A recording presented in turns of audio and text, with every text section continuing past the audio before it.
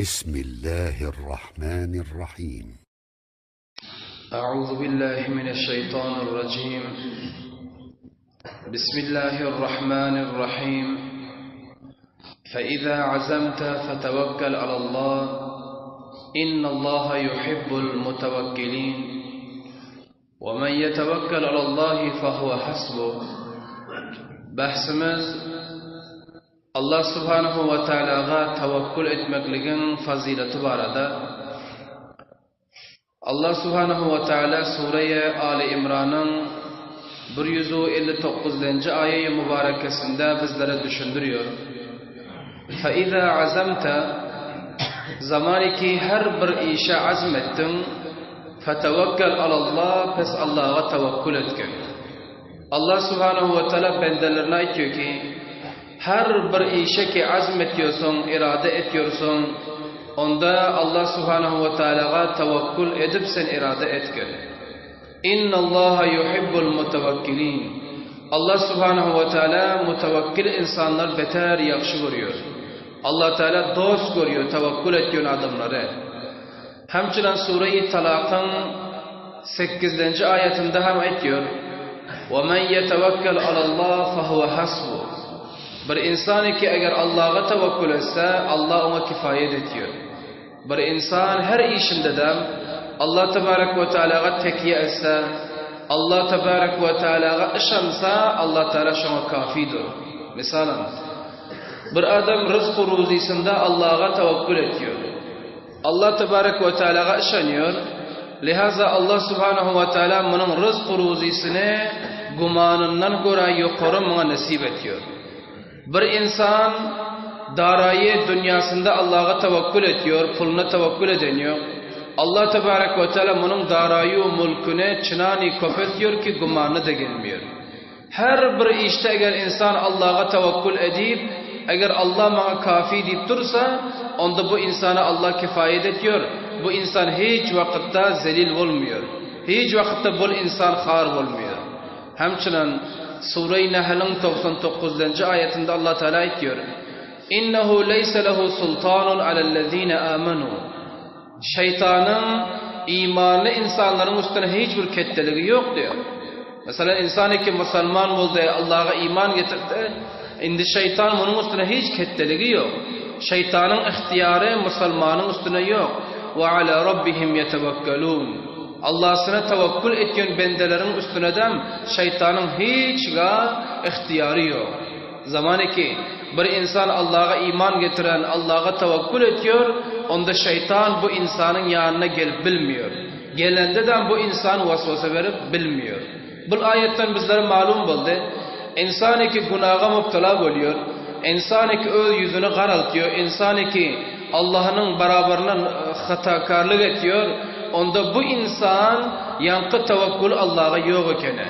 Zamanı ki tevakkül Allah'a olsa onda şeytan hatta gumradı bilmiyor. Bakatır ki şeytanın bizlerin üstümüze ketteliği yok. Hemçinin Hazreti Ömer razıyallahu teala anhu ediyorlar.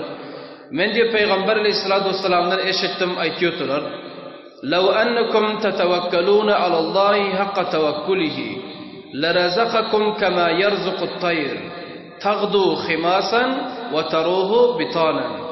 Peygamberimiz diyor, eğer sizler Allah'a diyor tevakkül etseniz, tevakkül etmekliğin hakkı bilen, yani çınani tevakkülü ki beter bir iradeye kavi bilen Allah'a tekiyesen, tevakkül etsen, çınançı parandeler tevakkül ediyor, çınançı kuşlar tevakkül ediyor. Erti taraftan bana şıpılan görseniz, kuşların cugdanları boş, karınları aç, ertiyle çıktı. Olarda ne dukandarlık var, ne yer eken dehkanlığı var, olarda ne ticaretlik var. Ama zamanı ertir olsa karnı aç, cugdan hali çıkıyor meydana. Ama akşam taraftan cugdanları dolu, karnı dok, pes yine lanalarına o keteklerine varıyor. Ne mi değil? Allah'a tevakkülü var. Anında Peygamberimiz aydı sizler diyor Allah'a şu rakam tevakkül etseniz, onda Allah Tebarek ve Teala sizlere rızık verer, gumanınıza gelmeyen caydan. Aslan gumanınıza gelmiyor bana şeyden rızık gelir deyip, lakin Allah Teala şu tevakkülün bereketi veren sizlere nasip eder diyor. Hemçinin Hazreti Anas ibn Malik razıyallahu teala anhu diyorlar. Peygamber aleyhissalatu vesselam ayıttı diyor. إذا خرج الرجل من بيته فقال بسم الله توكلت على الله لا حول ولا قوة إلا بالله. Hazreti Enes ibn Malik diyor, Peygamber Aleyhisselatü Vesselam aytti diyor, eğer Allah'ın bendesi üyünden çıkan bilen mana şu duanı okuysa, mesela mana sizler namaz cemaate gitdiniz, üylerinizi terk ettiniz, avlatlarınızı terk ettiniz, ayalınızı, ahlinizi terk edip qaytdınız, üyünüzü boş koyup qaytdınız, sizler yok yani indi. Anında dervazeden çıkan pilla, Bismillahi tevekkeltu alallahi la havle ve la kuvvete illa billah deyseniz, Bismillahi tevekkeltu alallahi la havle ve la kuvvete illa billah deyseniz, Allah üç vaadını sizlere etmeli. Allah üç vaad ediyor. Hudita, kufita ve vukita. Allah diyor ki hidayet taptın ey benim bendem. Sonra diyor ki ey benim bendem sana kifayet eder. Gitsen gidiver nira. Men sen ahl avladına kifayet bolurum diyor.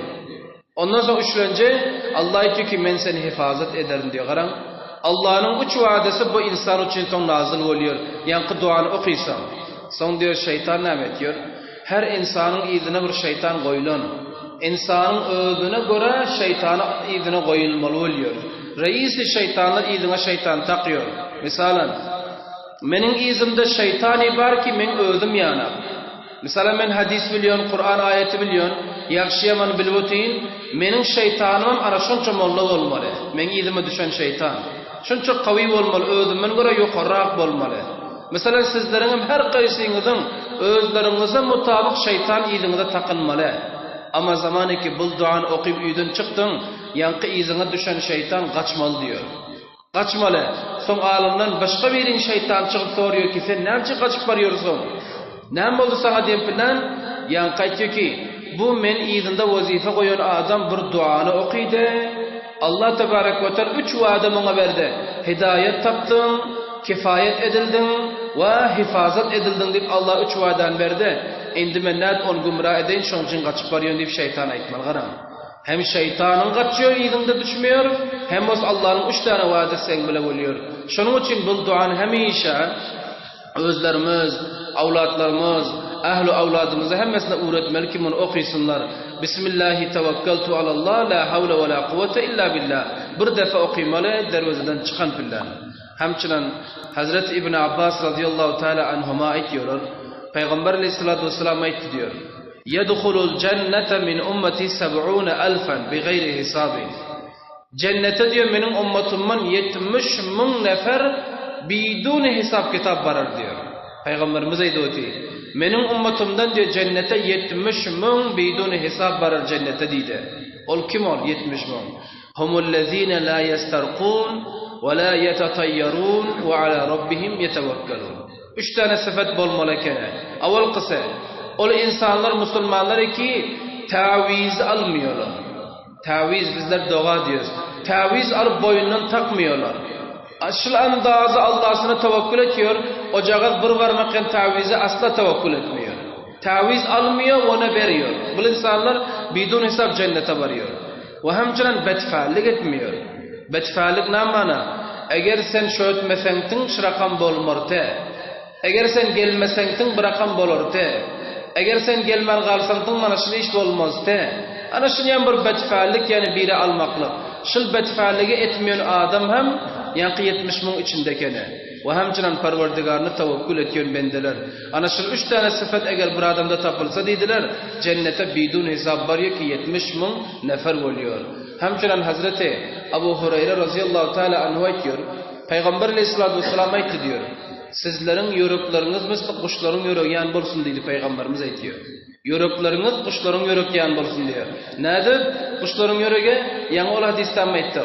Erti taraftan çıkıp la acu karınlarında hiç sat yok cugdanında. Ama akşam cugdan o karınlar doyup geliyor. Ne deyip Allah'a tevekkülü var. Hal mana şu bilen her birliklerimizin birinin dukandarlığı var, birinin dehkanlığı var, birinin başka kisbukarı var. Şu elinizde hiç pul yoktur misalın. Ben motorban. Bir adam motorban olsa günün içinde 1.000 tapsa şifre 1 rupiyesi yok şunun. Dükandar eğer 10.000 tapacak o da 1 rupiyesi yok yanında. Lekin Allah'a tevekkül ediyorsun. Tevekkül ettin mi? Onda şüphren kiysen hali gider, namaz diger kiysen de pul gelir. Näme deyip Allah'a tevekkül ettin, yakin ettin. Şonuň üçin Allah tebaraka ve teala guman etmeýän ýerinden senin rızkyny taýýarlap goýýar.